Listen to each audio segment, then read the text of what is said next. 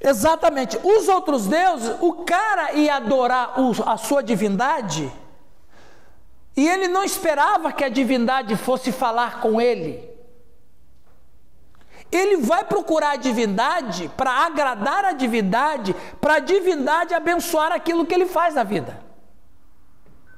Necessariamente, o adepto ou o adorador desse Deus não precisa se relacionar com ele, mesmo que ele precisa de ouvir da divindade alguma coisa. Por exemplo, talvez você não sabia disso, ou se sabia já esqueceu, que o discurso religioso não existia nos templos pagãos. O discurso moral e ético não existia no paganismo. Por quê? Vamos pegar, diz o nome de um deus qualquer aí. Diz aí o nome de um deus qualquer. Dionísio. Os adoradores do Dionísio. O Dionísio lá está preocupado se o Sérgio vai ser honesto no negócio dele? Não. O Apolo está preocupado se o Sérgio não vai trair a esposa dele? Não. Ou seja, discurso religioso não existia no paganismo. No paganismo só existia a adoração do adorador para com a divindade. Eu vou dar essa oferta para a divindade e a divindade vai em troca me abençoar. Mas não havia o quê? Relacionamento. E hoje muita gente está para o nosso Deus assim. Aí que nós vamos chegar nesse nível. Você quer acender a luz toda? Pelo menos essa daqui. Lá. Não, aí, ó, no lateral aí, isso. A de primeira. Aí vai mudar, vai ter que tomar. A última. Isso. Então veja, vai ficar bom. Então veja, gente. Qual é o grande clamor da humanidade? O grande clamor da humanidade é se relacionar com Deus. Então os caras eram frustrados porque tudo que eles faziam para suas divindades, eles não tinham retorno. Então o discurso da ética, da moral, do que é correto, só começou com o judaísmo. Nenhuma outra religião tinha esse discurso. Muito bem. Onde que nós queremos chegar com isso? É o que Deus está denunciando aqui em Oséias. Olha lá, verso 8 do 14. Ó Efraim, que tenho eu com os ídolos? Olha o que Deus vai falar. Eu te ouvirei e cuidarei de ti. Qual é a diferença básica entre Deus e os ídolos e os deuses? Eles não escutam e muito menos cuidam. Ou seja, viver uma comparação entre Deus e os ídolos, como Deus está questionando aqui, é rebaixar Deus. Porque se os outros deuses existem, nessa suposição, eu estou rebaixando Deus por quê? Porque eu estou dizendo que Deus não relaciona comigo. Eu falei, não, eu sou o único que relaciona com vocês. E é por isso que o salmista Davi vai dizer, feliz é a nação cujo Deus é o Senhor. Por que feliz é a nação cujo Deus é o Senhor? Porque Deus é o único Deus que cuida dos seus através de relacionamento. Então, quando a gente chega nesse nível, a gente fala assim, o que eu quero com Deus? Aí é o que o Newton falou. Eu quero com Deus o quê? Eu quero a bênção de Deus? Seria isso. O que eu quero de Deus? Eu quero o favor de Deus? Seria isso. Se for isso, é paganismo. Se for isso, é paganismo. Agora, se o sujeito falar assim, eu quero Deus porque eu preciso de relacionar com Ele. Preste atenção, Salmo 23. O Senhor é meu pastor. Por que nada vai faltar para o Davi como ovelha de Deus? Por que não vai faltar? Alguém vai falar assim, porque Deus dá. Não, porque Davi faz parte do rebanho. Deus cuida do rebanho. Então, ele é abençoado porque ele faz parte do rebanho. Ou seja, ele não é abençoado solitariamente. Então, o Senhor é meu pastor. E porque ele é meu... E não existe ovelha sozinha. Existe ovelha sozinha? Não. Não existe ovelha sozinha. Só existe ovelha com ovelha. Então o salmista vai dizer, o Senhor é meu pastor, Nada me faltará. Por que que nada vai faltar? Porque eu faço parte do rebanho e o pastor cuida do rebanho. Percebe?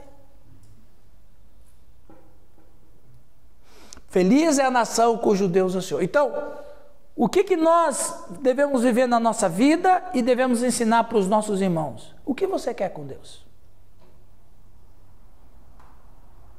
Você quer bênção? Isso é paganismo. Você pode adorar qualquer outro Deus aí. É como o catolicismo. Por que existe devoção a certos santos? Como poderíamos dizer que existe devoção? Porque os santos católicos, na verdade, são deuses. São considerados deuses do subconsciente. Por que as pessoas têm devotos? Devoto de santo? Porque querem a bênção desse santo. O favor desse santo. Isso aí não é diferente do cara adorar Apolo, Horus, Marduk. Não é diferente. Você só muda o nome. Mas o princípio ativo é o mesmo. Paganismo. Até porque Deus não é suficiente. Né? Não. Eu preciso de outras coisas.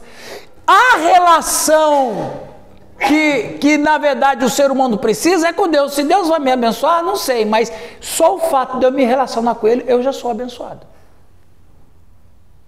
Então, quando a gente vive isso, ensina isso, a gente passa a ter uma igreja com qualidade. Lá na base da sua comunidade lá é o quê, Giovanni? Você fala isso todo culto lá com os irmãos lá?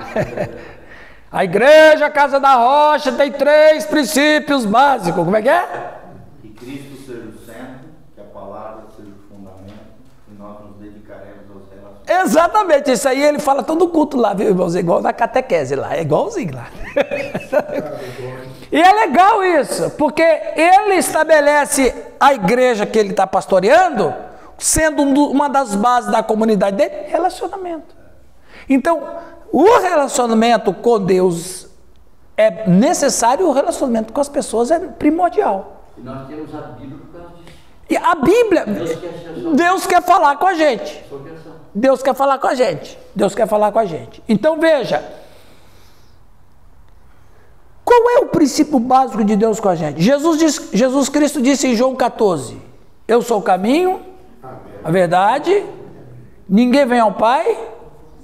Aí todo mundo pensa que é céu. Tudo bem, você pode levar para esse lado que é céu, mas ele está convidando para quê?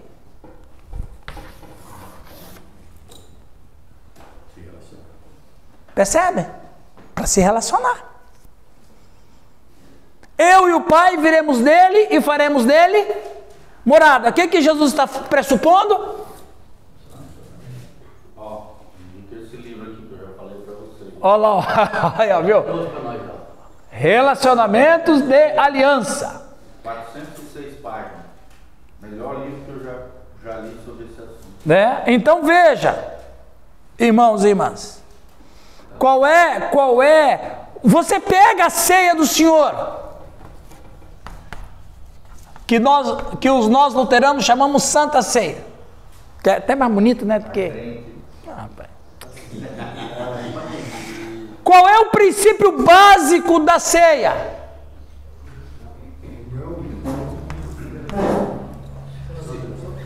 O princípio básico da ceia é o memorial. A gente escuta heresias de vez em quando, mas a gente aceita. O princípio básico é: eu preciso ir para o Calvário, porque é só no Calvário que eu me relaciono com Deus. O Isaías vai dizer: mais os vossos pecados quebra o relacionamento entre vocês e Deus, para que não vos ouçam. Não é isso que diz o Isaías 59:2? Ok, mas quando eu participo da ceia,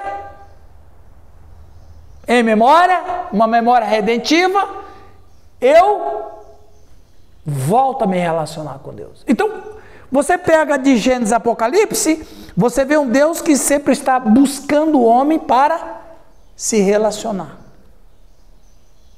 E a gente só se realiza na vida pessoal, profissional, familiar, cristã, quando a gente está com os relacionamentos com Deus rejuvenescido. E olha, gente, eu vou dizer uma coisa para vocês. não é difícil as relações com Deus ficarem saturadas. Você pode observar, toda relação humana, ela chega a um momento de saturação. Seja amigo, seja marido e mulher, seja pastor ovelha, seja ovelha, seja nós igreja, e seja igreja com Deus. Por isso que a Bíblia dá tantos dispositivos para que a gente possa superar os problemas de relacionamento. Perdão, paciência, oração. Às vezes, foi bom o Hildo falar isso, às vezes algumas crises que alguém passa é para restaurar relacionamentos. Então, Deus nos criou para a comunhão. E comunhão é um termo intercambiável para que onde eles estejam o Senhor em mim, e eu, assim como tu és em mim, eu serei neles e eles em nós. João 17. Que Deus nos ajude, meus irmãos.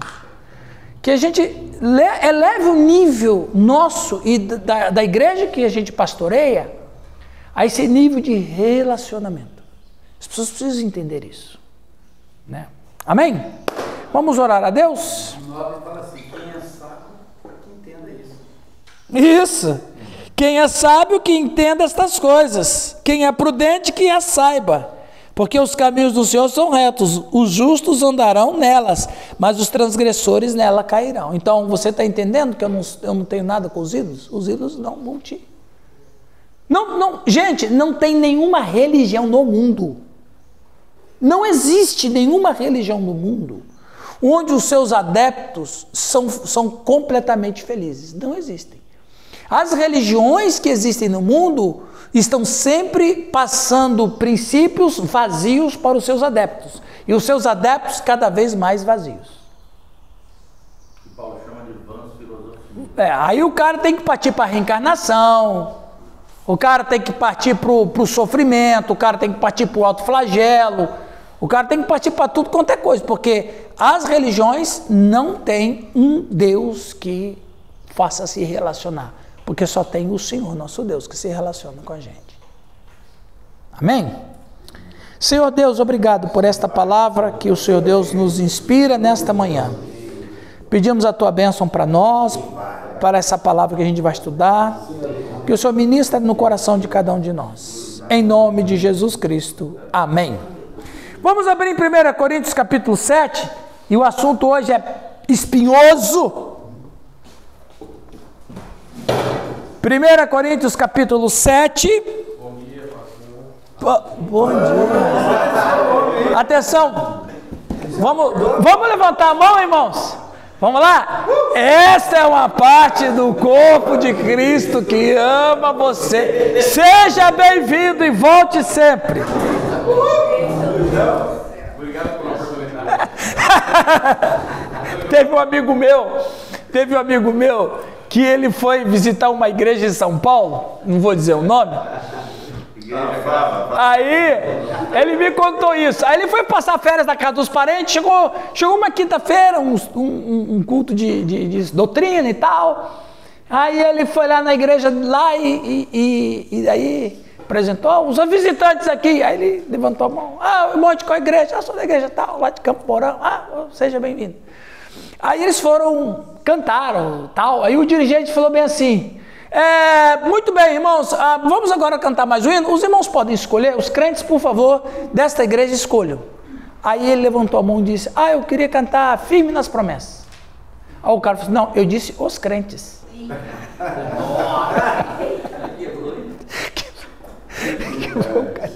Ele não ficou com raiva, nem bravo, ele só falou assim: puxa vida, eu disse os crentes. Então... Muito bem, queridos. 1 Coríntios capítulo 7. Eles têm tato pastoral, hein? Verso 1 a 9 para começar o banquete da Bíblia. Muito bem. Vamos começar a leitura. Cada um lê um texto, um versículo, melhor dizendo, começando com o pastor Oswaldo, verso 1, e assim cada um vai lendo um versículo. Ora, quanto às coisas de que descreveste, bom seria que o homem não e mulher. Mas por causa da fornicação, cada um tem a sua própria mulher, e cada uma tenha o seu próprio marido. O marido pague à mulher a devida benevolência, e da mesma sorte a mulher ao marido. A mulher não tem autoridade sobre o seu próprio corpo, mas sim o marido. Da mesma forma, o marido não tem autoridade sobre o seu próprio corpo, mas sim a mulher. Não se recusem um ao outro, exceto por mútuo consentimento e durante certo tempo, para se dedicarem à oração. Depois, unam-se de novo, para que Satanás não os tente por não terem domínio próprio. Digo, porém, isso como que por permissão e não por mandamento. Quero que todos os homens sejam tais como também eu sou. No entanto, cada um tem de Deus o seu próprio dom. Um, na verdade, de um modo, outro de outro. Digo, porém, aos solteiros e às viúvas, é bom que permaneçam como eu. Mas se não podem conter-se, casem-se, porque é melhor casar do que casar-se. Veja, a gente tem uma ideia da igreja de Corinto muito negativa, correto? E era. Porém, a igreja de Corinto, por mais que ela tinha muitos problemas, e a gente está lidando cada um deles aqui, ainda assim, a igreja de Corinto era uma igreja sincera, porque ela tinha dúvidas sobre pontos da vida cristã. Então, aqui você vai observar o comecinho do versículo 1, e aqui tem um problema que nós brasileiros não fazemos bem, que é ler com atenção. A gente só lê aquilo que nos salta aos olhos. Mas olha só, o começo do verso 1, o que diz lá a primeira frase do verso 1? Quantas coisas que me escreveste. Quanto às coisas que me escreveste, ou seja, a igreja de Corinto tinha dúvidas sobre isso aqui, ó. Casamento e celibato. Então veja, a igreja de Corinto, ela tinha um problema sério de compreensão, porque como a igreja respirava uma sexualidade latente, eles tinham dúvida sobre essa trilogia: celibato, casamento e sexo. Então, na mente deles, irmãos, não estava formado bem essa ideia sexual. Umas pessoas, a igreja como um todo, estava indo para extremos. Para extremos. E na dúvida da igreja, e aqui vai, né, a gente critica tanto Coríntios, mas eles queriam acertar. Se eles fossem uma igreja completamente abandonada, no sentido de que nós vamos fazer o que a gente quer, eles jamais iriam questionar o apóstolo Paulo certas questões, principalmente de cunho sexual e de casamento. Então veja, aqui no capítulo 7, Paulo continua respondendo dúvidas da igreja. Então, eles têm dúvidas sobre celibato, casamento e sexo. Vamos lá.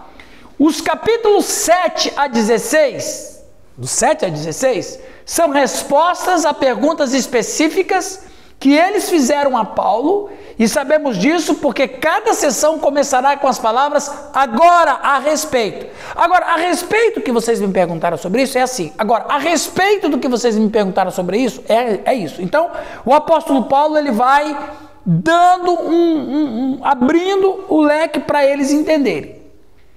Começando em 1 Coríntios 7:1, conforme observamos as respostas de Paulo, temos a sensação de que eles não entenderam como o físico e o espiritual se conectavam. Preste atenção, isso é importantíssimo. Eles não tinham noção, pessoal, eles não tinham noção sobre essa questão do físico e espiritual. Para eles, e aqui vai aquilo que eu falei no último encontro, eles viviam numa filosofia. Qual era o filósofo preferido lá? Filosofia platônica. Na filosofia platônica, ele dividia corpo e alma. Como que se a alma fosse, o corpo fosse o invólucro da alma. Então a alma está dentro do corpo, mas não faz parte do corpo. Vocês entenderam? Vou repetir. Na filosofia platônica, a alma estava dentro do corpo, mas não fazia parte do corpo. É como um líquido, uma garrafa, um líquido dentro da garrafa. Não faz parte da garrafa. Você vai tomar uma Coca-Cola, você não vai comer o casco. Se tirar o líquido, o casco continua lá. Você tira o líquido, o casco fica lá. Essa era a visão de Platão. E o Platão, quando a gente fala de reencarnação, não é uma doutrina religiosa. A reencarnação é uma filosofia platônica que os modernos kardecistas assumiram como para si. Então, na filosofia de Platão, a alma está dentro do corpo e pior, o corpo é o que o Giovanni gosta de usar essa palavra. O corpo é o casulo ou prisão da alma. Então, quer dizer, e aqui, pessoal, não critico ninguém que pensa desse jeito. Podem pensar, não chega a ser, a única coisa que é heresia é a reencarnação, né? Mas eu penso que é uma discussão inócua brigar de dicotomia ou tricotomia, porque na minha visão, dicotomia e tricotomia é platonismo. Porque a dicotomia vai dizer que o homem é formado de corpo e alma, ok. E a tricotomia vai dizer que o homem é formado de corpo, alma e espírito. A alma faz uma coisa, o espírito faz outra e o corpo faz outra. Isso é tripartir o homem como Platão fazia. Mas não é isso que de fato é o homem, porque de acordo, principalmente com o que Paulo está dizendo aqui, e de acordo com o ato da criação, a alma ou alma e espírito, que são termos intercambiáveis, faz parte do corpo, de tal maneira que não tem como que a alma está dentro do corpo.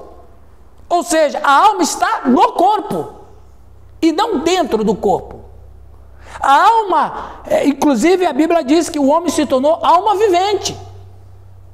Ele não se tornou um ser humano vivo porque ele tem uma alma. Não, a alma que está nutrida no corpo. Então, nas células, dos ossos, dos tendões.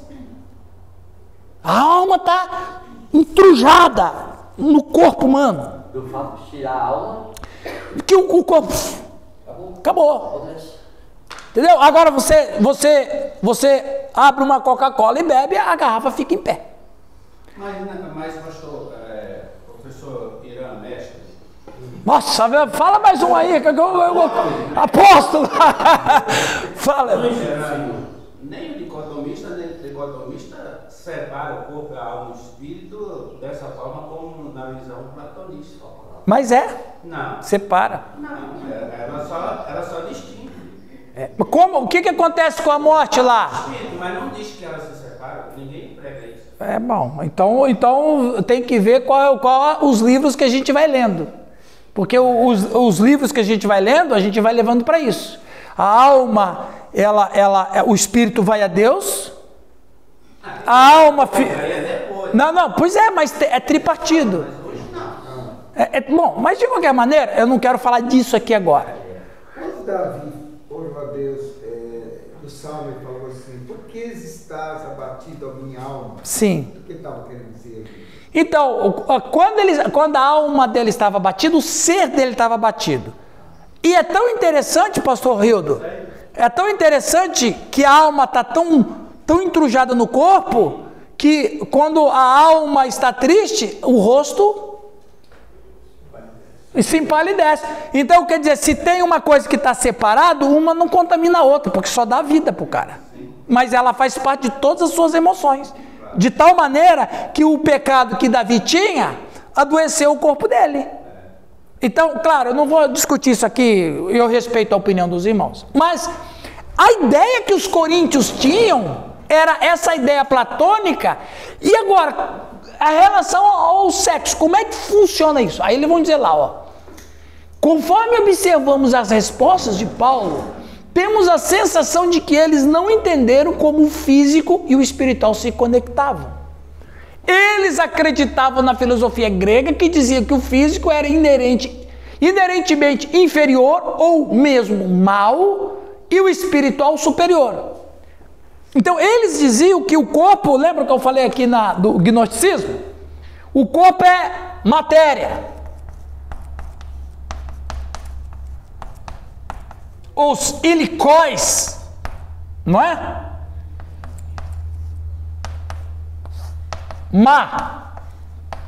Essa era a ideia platônica. O que o corpo faz, a alma não tem nenhuma relação, a alma está tranquila. É diferente do corpo. O corpo é uma coisa, a alma é outra. Né? Então os coríntios não conseguiam entender isso.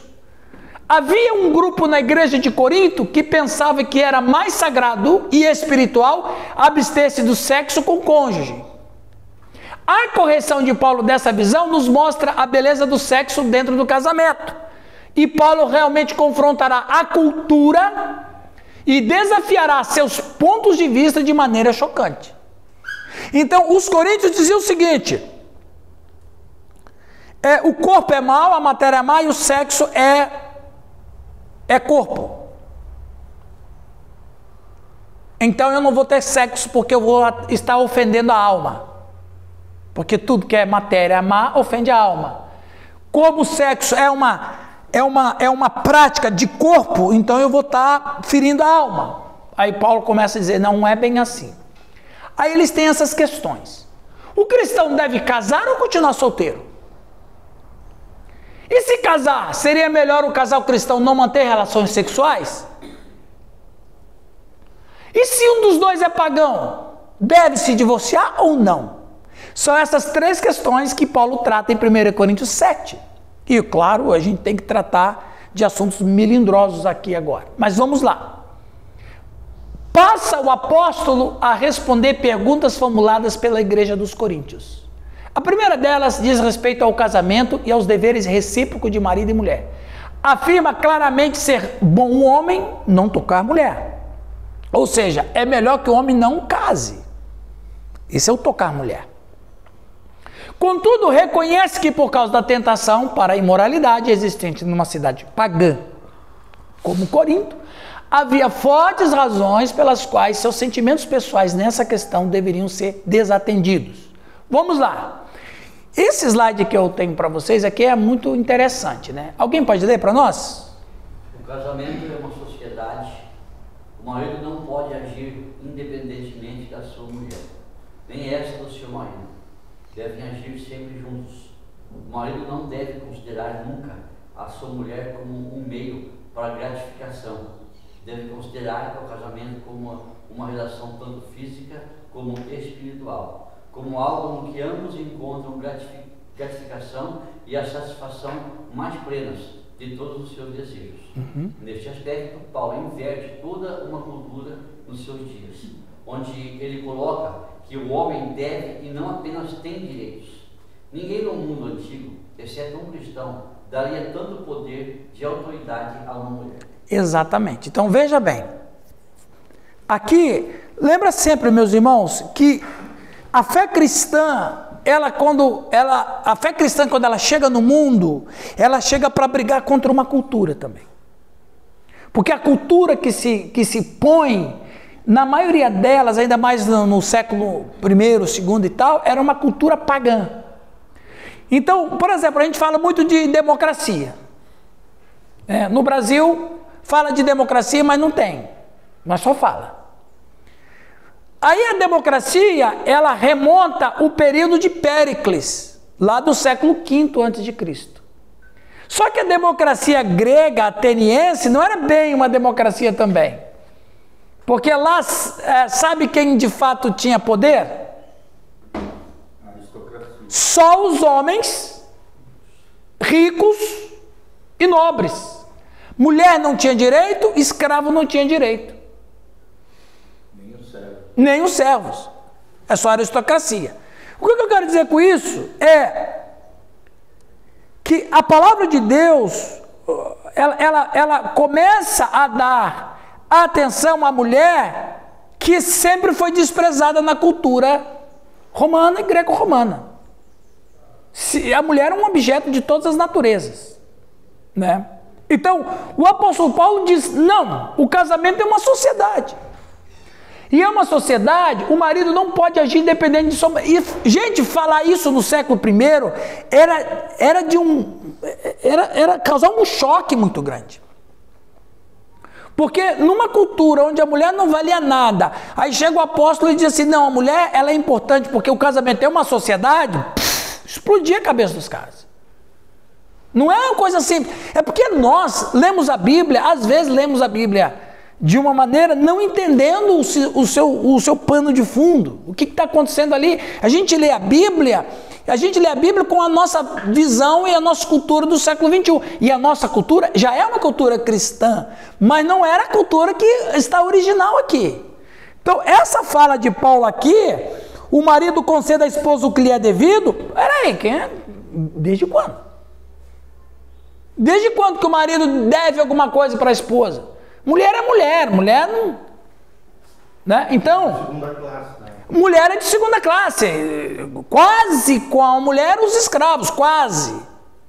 Então, o apóstolo Paulo, ele dá uma perspectiva diferente, porque a fé cristã é diferente, Cristo é diferente, então o casamento é diferente, e aí vai a questão, que aí ele vai dizer que na relação sexual, corpo e alma não estão separados, mas a alma faz parte do corpo, o homem é um ser integral, é como se na hora da relação sexual as almas se fundem.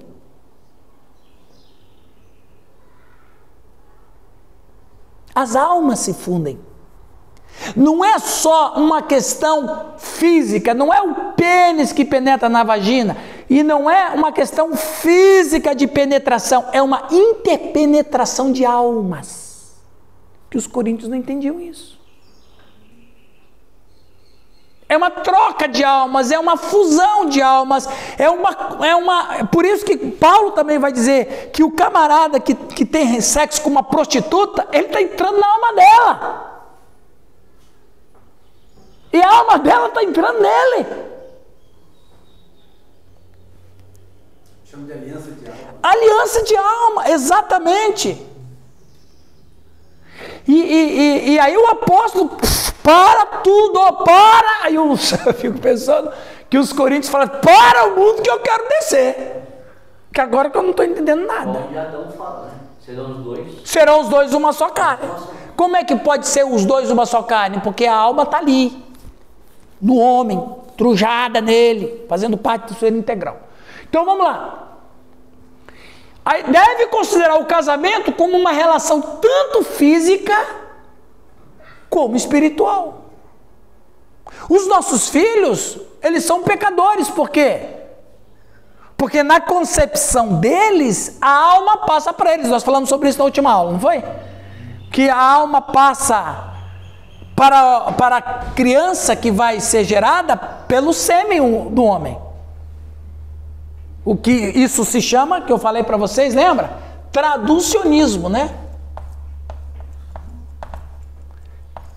Tem o traducionismo, o criacionismo e a pré-existência da alma.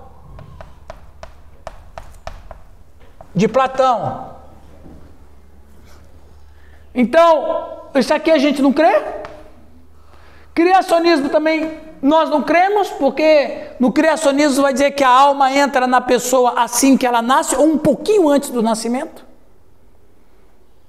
E o traducionismo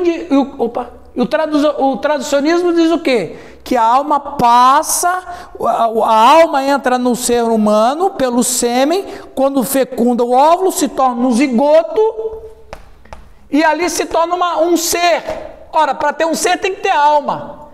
Se tem alma, ela só pode ter vindo através do sêmen do homem. Então, fecunda um ser humano, a alma já está ali. Então, traducionismo, como é que é? Só repete o traducionismo. O traducionismo é baseado em Salmo 51. Em pecado me concebeu a minha mãe. Então quer dizer que na concepção, a alma vem via sêmen humano. O traducionismo ensina isso. A alma vem pelo sêmen humano. O sêmen fecundou o óvulo, se transformou no zigoto, já é um ser humano. Ali já tem uma alma. A alma não vai dentro do corpo, ela vai se formando com o corpo. Ela vai se desenvolvendo com o corpo. Então o cabra já nasce pecador. Ele já nasce pecador por isso. E é por isso toda a diferença do nascimento de Jesus. A concepção de Jesus não foi por sêmen humano, foi pelo sobrenatural. Ele nasce com 9 meses, mas ele já é um ser na concepção. Ele só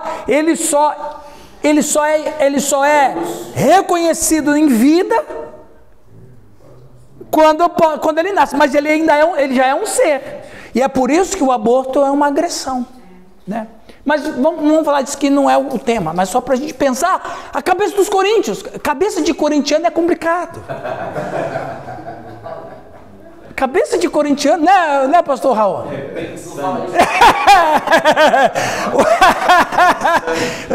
2, 3, tá cheio de corintiano. Muito bem. Agora, nesse aspecto, Paulo inverte toda uma cultura de seus dias. Agora, veja bem, havia em Corinto homens e mulheres que se casaram de acordo com a cerimônia, mas que tinham decidido não consumar seu matrimônio, mas sim viver absoluta continência para dedicar-se totalmente à vida espiritual. Isso me lembra os abelitas. Vocês já estudaram sobre os abelitas? Os abelitas, viu, Sérgio, você que gosta de história e cultura, os abelitas, eles eram cristãos do século IV. Os abelitas, eles eram cristãos do século IV da cidade de Hipona. Olha logo, cidade do Agostinho. Em Hipona, norte da África, na atual Argélia. Vou botar aqui, ó, Argélia. E eles faziam o seguinte: eles se casavam, mas não tinham sexo, porque eles eram discípulos de Abel. Exatamente. Não, morreu. Abel morreu. Mas existe uma... Aí que é, pastor Sérgio, existe uma cultura judaica, uma fábula judaica, que Abel era casado. Existe uma fábula judaica que Abel era casado, mas o Abel nunca consumou o casamento no sexo, porque ele era dedicado a Deus. Os abelitas, eu não preciso nem dizer que eles acabaram, né? Não existe mais. Os abelitas, sabe qual é a única maneira deles terem filhos? Quando morria algum filho de algum cristão. E aí eles adotavam a criança. Então, mas o rapaz apaixonava pela moça, a moça apaixonava pelos rapazes, eles eram cristãos, então eles se casavam, mas jamais dormiam juntos. Então, esses são os abelitas, que na verdade, a Bíblia não fala se Abel era casado ou não, a Bíblia só fala que o Caim matou Abel e ponto final. Porque eles pecavam. O pecado de fornicação é o que mais tinha. Agora veja que coisa interessante. O casal que casa e não tem relação sexual está em pecado. Porque Deus criou. Quer dizer, os abelitas, coitados, acabaram na história, eles foram condenados como grupo herético. Mas é interessante isso aí, né? Então veja, tinham casais em Corinto que tinham se casado, mas decidiram não ter relação sexual. Esta é uma outra manifestação da linha de pensamento que considerava o corpo e todos os seus instintos e desejos como essencialmente pecaminosos. Vocês estão percebendo que a igreja de Corinto não era desse jeito, às vezes, que a gente pensa que todo mundo era pelo sexo. Não, tinha uma outra ala radical que não tinha sexo nenhum. Eles eram os abstêmios, só que o apóstolo falou assim, não está correto isso. Loucura. Tanto de um lado, os extremos. Mas por quê? Porque havia dúvidas entre eles. E, gente, viu? Vamos dar um voto de confiança para os irmãos em Coríntios. Eles viviam aquela bagunça toda, não porque eles gostavam da bagunça, mas porque de alguma maneira eles se perderam nas suas atitudes, por isso que eles tinham dúvidas. Então eles eram uma igreja problemática, porém uma igreja sincera em resolver os seus problemas. Que expõe os seus problemas. Eles fala. O abelista foi no século 4. Corinto. 200 anos antes. 300. Então aí já tinha pessoal que era adepto aos abelistas. Isso já tinha. Já tinha. Porque ficou essa questão mal resolvida na história. Até o próprio Cristo falou, né? Que existiam eunucos. E aqueles que já nasciam. Só que os caras se faziam eunucos por uma convicção, até mesmo a questão física. Tinha o cara que era assexuado. Eu conheço uma turminha. Então eu não acredito. E tem assexuados hoje. É o homem ou a mulher. Inclusive eu vi até uma reportagem alguns anos atrás de homens e mulheres que não têm nenhum desejo sexual. Não são gays, não são homossexuais, mas não acham graça em sexo, não sente falta, não sente vontade. Esses são o que Jesus disse, são os eunucos de natureza. Mas o problema de Corinto não era que eles eram eunucos de natureza, eles estavam evitando ter relação sexual, porque na concepção deles era pecado, e aí eles ficavam naquela dúvida. E agora, a gente faz o quê? E Paulo vai dando as instruções, né? Paulo trouxe alegria desse povo, né? É verdade. Na verdade, eu vejo aqui, como que Paulo foi um instrumento de Deus, uma época muito complicada. Sim. E ele recebeu as questões, como ele fala, né? Quanto a essas coisas que me escreviste, ele recebeu uma carta. Ele recebeu carta. Paulo, nós estamos com dúvida aqui. Ele lê a carta. O que ele faz? Ele é um cara que não é casado. Como responder uma questão dessa? Só Deus pode usar ele. Só no poder do Espírito Santo. Não, e não só isso, pastor Sérgio. Ele não era casado, dava a opinião dele e dizia, é melhor nem casar como eu. Se fosse por ele até falou, né? Isso não é mandamento? Não é mandamento, é uma opinião minha. Opinião minha, né? Não case. Não case. Agora, o Paulo é esse eunuco que se fez. Mas provavelmente, né? Segundo a tradição da época, ele era ou divorciado ou viúvo. Então, mas que ele teve um casamento, teve. É uma dedução. alguém experimentar. E o primeiro, o primeiro argumento. O primeiro argumento que se usa que Paulo era casado é o argumento que ele era fariseu. E todo fariseu, por obrigação de lei, tinha que ser casado. Então esse é um argumento que se usa. Mas o que me chama a atenção é a revelação que Deus deu para ele. Sim, claro. Sim. Outro argumento que os teólogos eruditos é que para ser membro do Sinédrio também tinha que ser casado. Tinha que ser casado. Solteiro. Acima de 30 anos. Acima de 30 anos. Exatamente. Agora, você para e pensa. Nenhum outro apóstolo, nem as cartas petrinas, nem as cartas joaninas, nem as cartas gerais, Tiago, Judas, ninguém dá uma aula de educação sexual como Paulo. O cara dá uma aula de educação sexual, como você falou, Sérgio, sendo um cara solteiro. Ele era sexólogo. Era sexólogo. O primeiro sexólogo da era cristã, Paulo. E não somente um sexólogo, viu, o Calixto? E não somente um sexólogo do ponto de vista emocional e físico, mas um sexólogo do ponto de vista espiritual.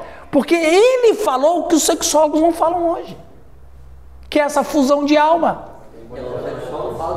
Do físico, exatamente. Agora, isso aqui é importante tratar. Alguém lê para nós aqui? Raulzão com essa voz de locutor de FM? Peraí, Raul. Vamos usar isso aqui para ficar registrado o que a gente fala, tá? Isso. Vamos lá, Raulzão, lê para nós isso aí. Esse. Atenção, atenção.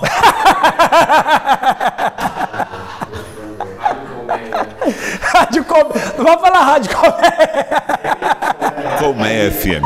Mas dada a situação, o conselho de Paulo é sábio. Em realidade diz 3 coisas. A disciplina pessoal e a continência são excelentes. Eu vou repetir, ó.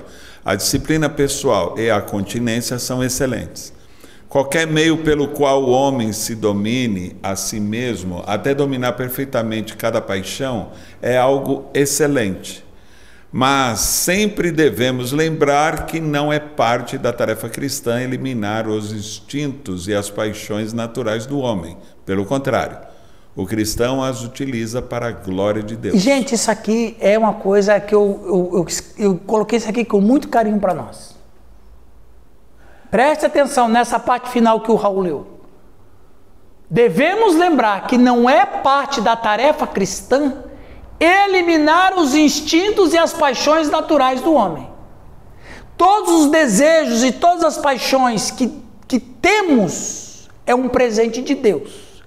Porém, nós devemos entender uma coisa: existe uma fronteira.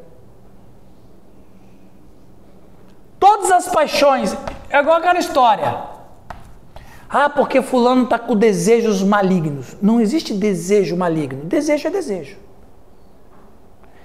Ele se torna pecaminoso quando você passa a fronteira. Você passou a fronteira, agora o desejo que era bom se tornou um laço para você e para mim. Pode ser o desejo do sexo, pode ser o desejo da comida, pode ser o desejo do descanso, pode ser o desejo qual for. Desejo é algo que Deus nos deu. Até do descanso. Oi, como é que... Ah, não, aí, ó. Até do descanso. Não, agora, em relação a sexo, tudo bem, ele está solteiro, tudo bem, eu aguento bem. A comida, eu aguento bem, mas não, descansar para falar isso pro baiano é complicado, né? E jogar pimenta aqui, como é que fica então, quando diz assim? Fuja das paixões da mocidade. Por que fuja das paixões da mocidade? Porque a mocidade sempre impele ultrapassar a fronteira. Não tem limite. Não tem limite. O jovem acha que pode tudo. É uma questão natural. Aí não podia falar então, olha, curta as paixões, mas toma cuidado, hein, filho? Vai passar os limites, hein? Não, então, mas você... Não, mas como é que ele vai curtir... Mas como é que ele vai curtir paixão sendo solteiro? Ele tem que curtir a paixão casado. Por isso que ele diz, foge das paixões da mocidade, porque o jovem é solteiro. Então, o problema é isso aqui, ó. Ok. É ultrapassar a fronteira. O que nós, pastores e educadores cristãos, devemos falar para a nossa juventude? O desejo é bom. O sexo é um presente de Deus. Não, calma. Porque gente, nós estamos chegando no nível. Eu estava falando isso com uns colegas meus agora, esse tempo atrás. 20 anos atrás, você falava assim para o jovem, não, o sexo antes de casar é pecado. Os caras tinham medo. Hoje eles estão dando risada. Então a gente tem que mudar a tática. Você tem que enfatizar o quê? Exatamente isso que eu escrevi, ó. A nossa tarefa não é castrar o jovem emocionalmente ou espiritualmente nessa questão de desejo. É dizer, é jogar limpo. Olha, você tem desejo, esse desejo é de Deus, e Deus deu prazer para nós, sexual, e de todas as naturezas, prazer é prazer, desejo é desejo, mas a ordem do Senhor, viva dentro da fronteira, não ultrapasse a fronteira. Esse é o nosso problema. Aí, por que Paulo diz foge das paixões da mocidade? Porque quando ultrapassa a fronteira, é difícil ele voltar. Vou repetir. Quando algum de nós ultrapassa a fronteira, é difícil voltar. Porque esta zona aqui é uma zona de prazer. Só que cada vez que eu continuo aqui, eu estou indo para um abismo. Só que eu não vejo. Eu não vejo. Areia movediça. Areia movediça.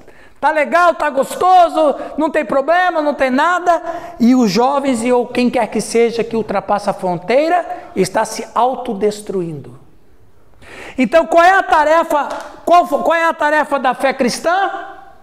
A tarefa cristã não é eliminar os instintos e paixões, porque se eu tentar eliminar os instintos e as paixões, eu estou dizendo que Deus criou um pecado para nós. E se eu falo isso, eu estou dizendo que Deus criou um pecado. E se eu falo que Deus criou um pecado, estou blasfemando. Ok? Então, Lúcifer, ele não criou nenhum desejo para nós. O Lúcifer só sugestiona para a gente ultrapassar a fronteira. Não tem problema. É igual você falou, o desejo é normal. Eu acho que o anormal é não ter desejo. O anormal não ter desejo é uma deformação do pecado humano. Percebe? Pecado, ele não tem desejo. Não tem. E nem há, zero. Agora olha aqui. Olha aqui, isso aqui eu já coloquei aqui para provocação nossa. Os instintos e as paixões naturais do homem. Pelo contrário, o cristão as utiliza para a glória de Deus. Todo desejo que a gente tenha, a gente fala, Deus, muito obrigado. Porque de fato há prazer naquilo que você, ou na questão sexual. Por exemplo, vamos falar da comida.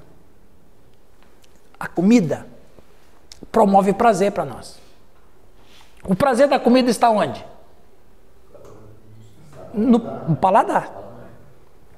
E aí você come bem, uma comida super gostosa, você está super satisfeito. Qual é o problema? Ultrapassar a fronteira. Aí você entra na glutonaria. Aí você ultrapassa, fala, vou comer mais isso aqui. Não, vou comer mais. Não. Aí, como o Rildo falou, passa mal. Ultrapassou a fronteira. Então, Deus, obrigado. Que comida saborosa, que comida deliciosa, e etc, etc. É isso que a gente tem que ensinar. A gente tem que viver nessa esfera e tem que ensinar isso para as pessoas. Que Deus nos deixou o corpo humano, Deus criou o corpo humano. Então os desejos que nós temos, não foi o diabo que pôs, e nem foi o pecado que pôs.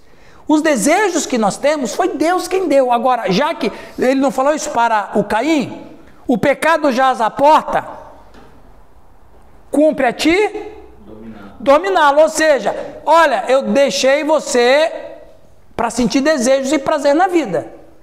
Agora que o pecado entrou na experiência humana, cuidado. Aí ele dá a Bíblia que nos orienta a viver na fronteira.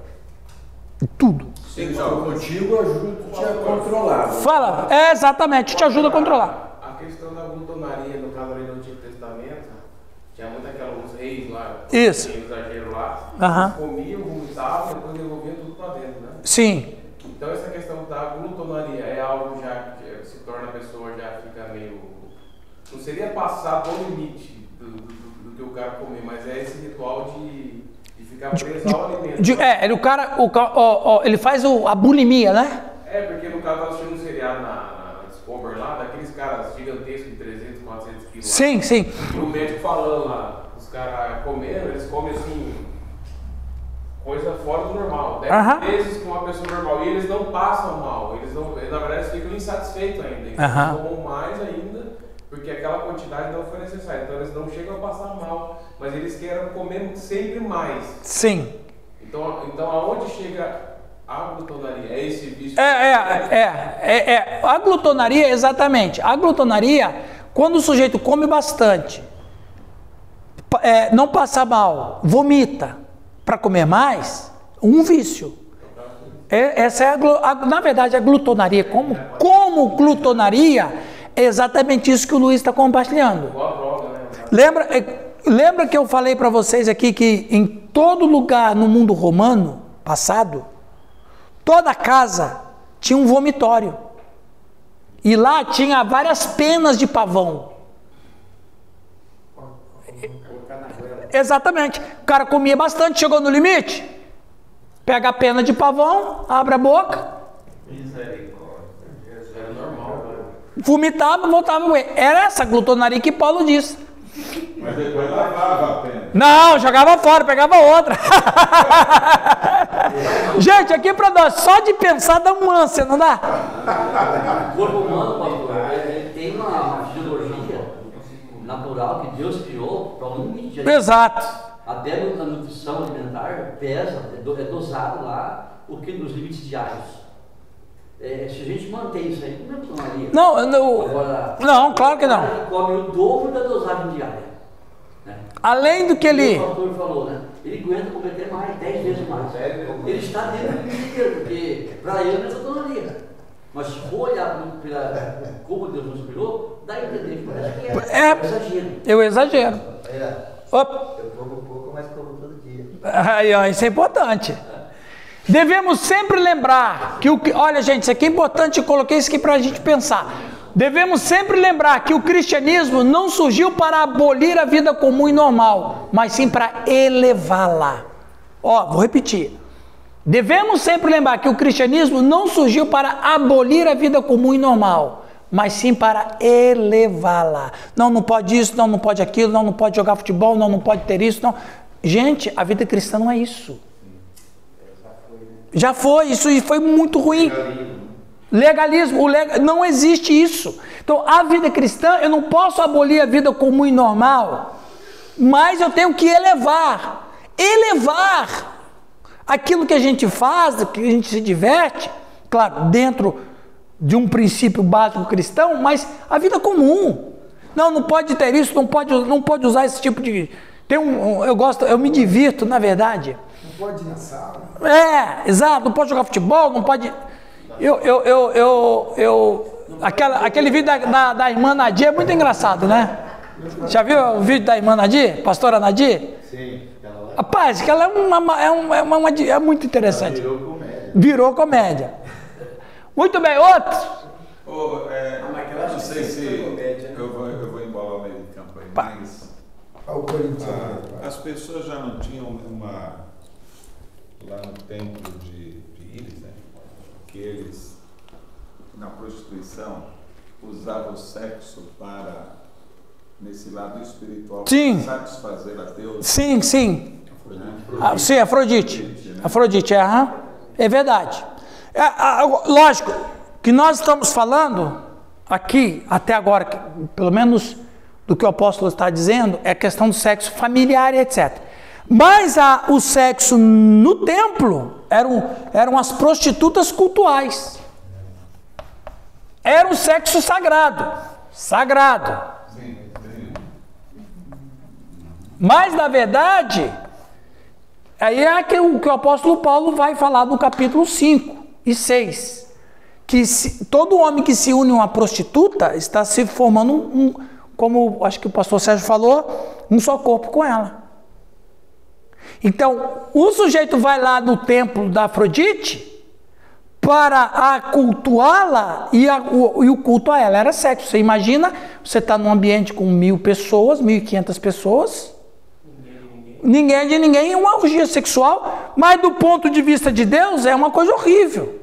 Do ponto de vista cultural, era aquilo ali mesmo, eles não estavam fazendo nenhum tipo de erro. E outra, foi bom o Raul falar nisso, preste atenção, gente. No paganismo, isso aqui não existia. Quem inseriu isso aqui na sociedade humana foi o Antigo Testamento.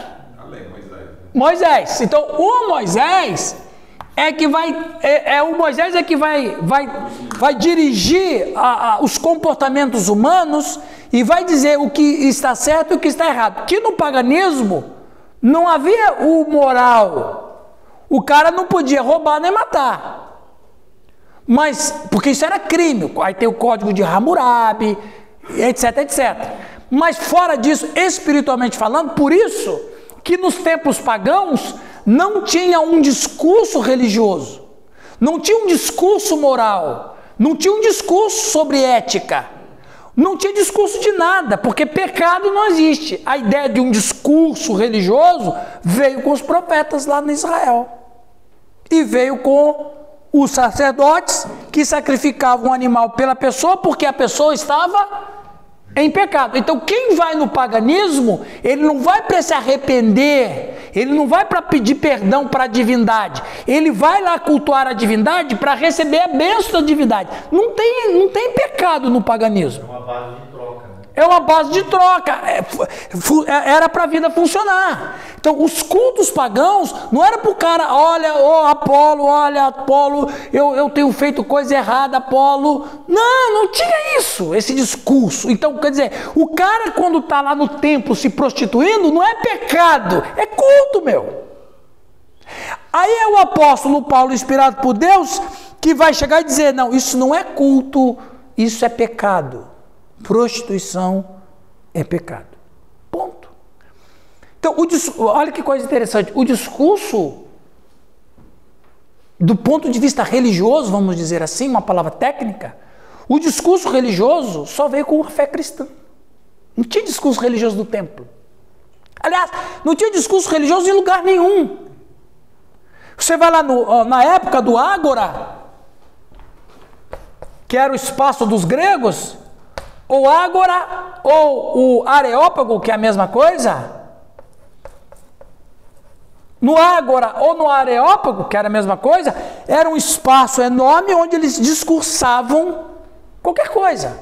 Um discurso político, um discurso filosófico, um discurso militar, um discurso acadêmico, um discurso médico. Mas é o apóstolo Paulo que quebra isso e começa com o discurso de Deus. Ninguém dá discurso de Deus. Ninguém, não existe, não existia discurso religioso em lugar nenhum, nem no templo e muito menos no Areópago. Deus era a sabedoria. Exatamente, não tem. O apóstolo Paulo chega lá e diz, eu quero falar. Aí, tanto é que quando ele começa a falar de Deus, os caras falam assim, o que esse tagarela está dizendo? Ou seja, está invadindo um espaço que não era comum falar de Deus ou de discurso de divindades. Ali você não fala de divindades. O que a divindade quer que você fale? Aí o apóstolo vem falar de pecado, vem falar do... Os caras ficam assim, o que esse tagarela está dizendo? Aí alguém fala assim, ele está falando de estranhos deuses. Porque discurso religioso não existia. Só a fé cristã que começa a dar discurso, começa a dar tons de pecado à cultura. Foi boa só. Legal, uma outra. Isso ele está dizendo a uma sociedade grega. Sim. Tá. E os judeus? O que tem? Aplicaria isso daí à comunidade judaica? Os judeus já viviam essa... Sim, esse princípio. Esse princípio, ou ele também, ou o pessoal... Não, o judeu, esse princípio de pecado, ele vivia. Ok? Essa ideia de pecado e tal, ele vivia. O problema é que o pecado para o judeu estava fora de contexto, porque agora o pecado ele toma outros contornos, porque a fé cristã vai elevar o nível de vida. Qual? Pecado para o judeu seria aquilo que se pode ser visto. Pecado na fé cristã é aquilo que você intenciona fazer. Ele pega um outro contorno. Ou seja, não era só um fato objetivo. Não, mas também subjetivo. Por exemplo, o pecado para o judeu, o que era? Matar, era tirar a vida do cara. Aí a fé cristã vai elevar esse pecado e vai dizer o quê? Se você tiver mágoa de alguém, você está matando. Então, a concepção do judeu, lembra do Apolo? Que o Apolo ensinava tudo, mas ele ensinava tudo meio pelas metades, porque ele conhecia só o batismo de João. Aí o Áquila e Priscila falam assim, Apolo, você é maravilhoso, você é quase cristão. Você é um eloquente, você é quase um cristão. Mas deixa a gente falar deixa a gente dar um upgrade da sua mensagem. Aí o Apolo converte e começa a pregar a mensagem cristã. Entende? Então o pecado para o judeu, ele tinha uma perspectiva. A fé cristã eleva o nível da vida. Ele disse, não, o pecado é subjetivo, não é objetivo. ativa a consciência. Ativa a consciência por causa da fé, que o judeu não tinha. Essa concepção cristã. Então agora, aí o judeu vai dizer o seguinte, eu não posso me misturar com o gentio, porque o gentio não é circuncidado. Aí tinha problema em Corinto por causa disso, as divisões. Aí Paulo diz, não, você está errado, meu. Se você está criando divisão, você não entendeu a fé cristã. Não tem mais judeu e gentio, porque todos são um em Cristo. Então, a concepção do judeu de pecado estava atrasada. Eles estavam usando o XP. Quando a gente está agora no Windows 11, entendeu, Raul? Eles usavam o XP, só que a fé cristã já está no IA. Exatamente, já está no IA. E eles ainda estavam no XP 95. Então o Paulo dá um upgrade para eles sobre o que é. Então quer dizer, eles têm um começo, mas que parou e não foi atualizado. Quando Jesus Cristo vem, ele atualiza tudo. E Paulo vai chegar para atualizar. Voltando a falar da mulher, o que era mulher para o judeu? Não era nada também. Os mestres judeus diziam, é preferível queimar a Torá do que vê-la sendo lida por uma mulher. Até hoje em Israel, né, você vai no Muro das Lamentações, você vê uma divisão. Do lado masculino, todo charmoso e tal, tem até uma área com ar-condicionado e tal, os caras orarem e entoarem ali, né? E o lado feminino não tem nada disso. Não tem. Vamos terminar. Fizeram lá uns espaçozinhos para as pessoas mais ricas, que tem ar-condicionado para as mulheres, provavelmente para as mais velhas e tal, mais idade. Mas até então só tinha do lado. Viu, pessoal? E o que o Giovanni está falando é uma coisa importante. O Raul, a participação de vocês tem sido muito importante. Uma coisa é você combater um problema espiritual, pecado espiritual. Mas é mais fácil você combater um pecado espiritual do que você brigar com uma cultura. Esse é o maior desafio. Como é que é outra coisa? Como é que você vai dizer que isso que você faz é pecado, sendo que você diz, na consciência dele, ele não está fazendo nada de errado? É o que está acontecendo na nossa cultura hoje. Se fosse olhar para esse lado aí de pecado cultural, mas como é que nós estamos hoje? Aplicando a teologia, na teologia. Sim, eu vou explicar para você. Pode falar. Não, o problema, mesmo assim, Sérgio, ainda assim, a sociedade brasileira, vamos falar do Brasil, ela eu vou explicar, ela é cristã. Ela é cristã. A cultura nossa ocidental, Jesus Cristo, com todos os problemas que a gente tem, ainda assim, Jesus Cristo no Ocidente é o paradigma da sociedade ocidental. Então o que está acontecendo hoje? Estão querendo atacar o quê? Exatamente, por quê? Porque a sociedade nossa é criada em cima do Novo Testamento. Toda a sociedade ocidental. Por mais que a Europa é um país pós-cristão, ainda assim tem princípios inamovíveis, que é a herança da fé cristã. Aí vem a ideologia de gênero, aí vem a questão de paganismo. Sim, então, mas veja, é uma tentativa de demolir o que está. Família. Mas ainda está, e aí a palavra boa que o Giovanni usou é uma questão de consciência. Na verdade, é uma meia dúzia que faz um barulho muito grande. E eles fazem um barulho muito grande porque ele tem mídia do lado. Se não tem mídia do lado, esse barulho fica pequenininho e ninguém escuta. Mas a mídia torna essa meia dúzia igual. Não, eu estou falando, a mídia faz o barulho acontecer, mas você pega a sociedade brasileira, 90% não apoia nada disso, não apoia.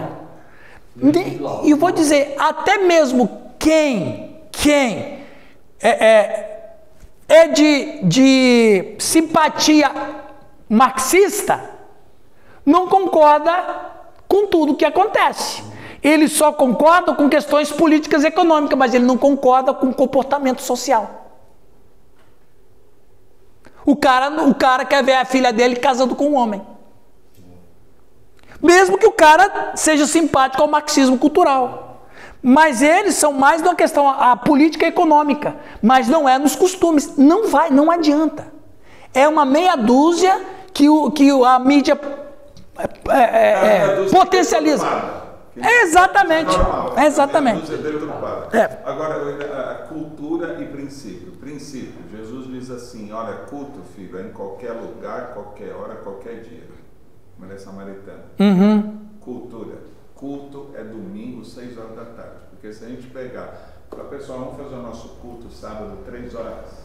Legal? Para a cultura, isso não é culto, é um encontro. O culto é 6 horas da tarde, de noite. Aí é culto, a pessoa sente que é culto. À tarde, 3 horas, meu irmão. Não vai.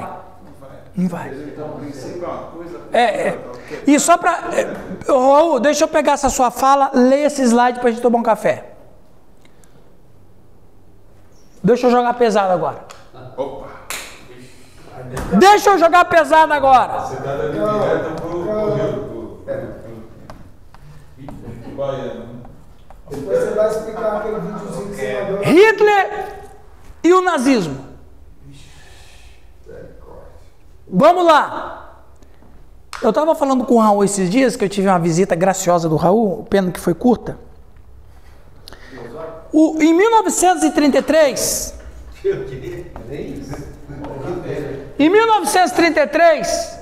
quando Hitler começa a dominar a Alemanha, ele toma o domínio da linguagem. Um autor judeu chamado Victor Kempler, ele escreveu um livro sobre a linguagem nazista. Ele escreveu esse livro em 1947. Ele diz que o Hitler, a partir de 1933, dominou a linguagem. Ele dominou a linguagem e o alvo principal dele era atacar os judeus. E de 1933 até 1939, ele conseguiu fazer com que a população alemã olhasse para os judeus como se eles não fossem seres humanos. De tal maneira que qualquer ato de crueldade que o Hitler fazia com eles, a população alemã não condenava. Por quê? Porque na mente, na consciência do alemão, o Hitler estava dominando pela linguagem. E o Victor Kempler vai escrever um livro falando sobre isso. Muito bem, o nazismo acabou a guerra em 1945. Agora, eu pergunto, tudo que foi feito dentro desse período, de 39 a 45, de todas as crueldades que o Hitler fazia, os alemães condenaram Hitler? Não. Poucas vozes proféticas. Raríssimo. Mas toda a população apoiou o Hitler. O Hitler, ele impôs um novo código de ética. E o código de ética dele era acabar com os judeus, com os gays, e ter o cigano e ter o princípio da eugenia, que é a raça superior. Ok, a raça ariana, ok. Aí eu pergunto, quando ele fazia todas essas coisas, todos aprovavam, era lei. Os nazistas, os soldados e o pessoal da SS, etc e tal, fazia porque era lei. Quando acabou o nazismo, o que aconteceu com essa ética do Hitler? Foi pulverizada. Por quê? Porque existe uma ética superior, que é o que você falou. É a consciência, que na filosofia vai chamar lei da razão natural, e Paulo vai chamar lei natural, lei da consciência, lei do coração.